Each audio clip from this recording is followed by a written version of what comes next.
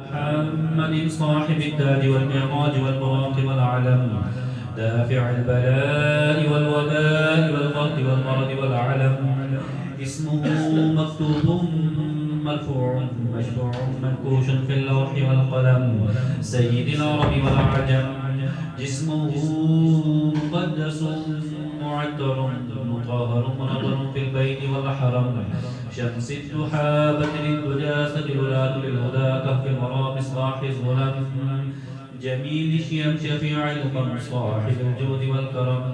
والله عاصمه وجبريل خادمه والبراق مركبه، والمعراج سفره وسدرة المنتهى مقامه، وقاب قوسين مكروه والمطلوب مقصوده، والمقصود موجوده سيد المرسلين، خاتم النبيين شفيع المذنبين، كنيس الغريبين، رحمة للعالمين راحة العاشقين، مراد المشتاقين شمس العارفين سراج السالكين، مصباح المقربين، محب الفقراء والغرباء والمساكين، سيد الثقلين، نبي الحرمين، إمام القبلتين وسيلتنا في الدارين، صاحب قاب قوسين، محبوب رب المشرقين ورب المغربين، جد الحسن والحسين، جد الحسن والحسين،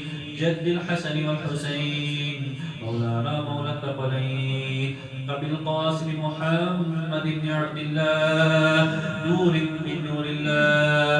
يا أيها المشتاقون بنور جماله، بلغ العلا بكماله، كشف الدجى بجماله، حسنت جميع خصاله.